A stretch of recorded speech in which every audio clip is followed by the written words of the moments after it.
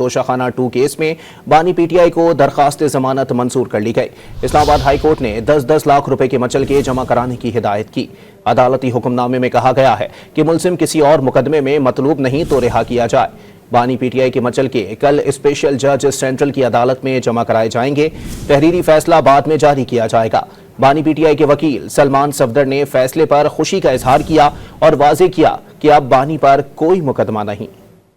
اسلام آباد high court نے توشہ خانہ 2 کیس میں 10-10 لاکھ روپے کے 2 مچلکوں کے عوض بانی پی ٹی آئی کی ضمانت منظور کر کے انہیں رہا کرنے کا حکم دے دیا۔ ایف آئی اے پروسیکیوٹر ذوالفقار عباس نقوی نے کہا کہ عدالت جو بھی فیصلہ کرے لیکن میڈیا میں پہلے سے ہے کہ ضمانت منظور ہو جائے گی۔ جسٹس میاں گل حسن اورنگزیب نے کہا کہ میڈیا کو چھوڑ دیں۔ عدالت نے استفسار کیا کہ انہوں نے جیولری سیٹ کا تخمینہ کیسے لگایا ہے۔ بیرسٹر سلمان صفدر نے کہا کہ یہ تو عدالت میں استخاصہ بتائے گا۔ عدالت نے استفسار کیا کہ چالان میں رسید بشرا بی بی کی ہے یا بانی پی ٹی آئی کی ہے۔ بیرسٹر سلمان صفدر نے کہا کہ چالان میں رسید پر بشرا بی بی کا نام ہے۔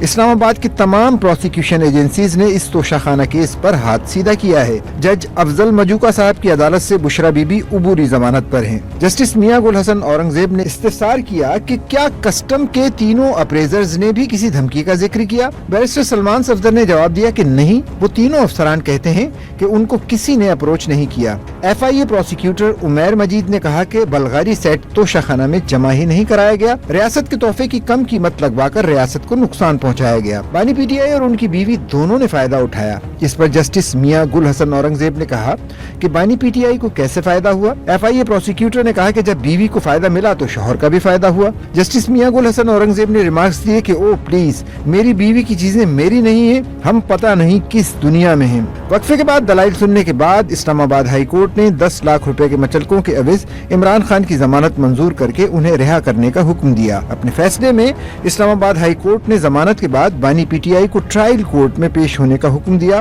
اور کہا کہ ٹرائل کے دوران اگر عدالت سے تعاون نہ کیا تو ضمانت کا آرڈر واپس ہو سکتا ہے۔ بانی پی ٹی آئی کے وکیل سلمان صفدر نے فیصلے پر خوشی کا اظہار کیا اور واضح کیا کہ بانی پر اب کوئی کیس نہیں ہے۔ اس کیس میں بھی فردر انکوائری پر ان کی ضمانت جو ہے وہ ایکسیپٹ کر لی گئی ہے، ان کی ضمانت منظور ہو گئی ہے۔ میں آپ کو جو اس میں سب سے اچھی بات بتانا چاہوں گا وہ یہ ہے کہ جو میری اپنے کلائنٹ سے ملاقات کل کے دن ہوئی، اس وقت یہ آخری کیس تھا سرکار کے پاس۔ اس سے پہلے جتنی بھی پریویس پروسیکیوشنز رہی ہیں وہ ایک ایک کر کے سب جو ہیں وہ دم توڑتی رہی ہیں اور زمین بوس ہوتی رہی ہے۔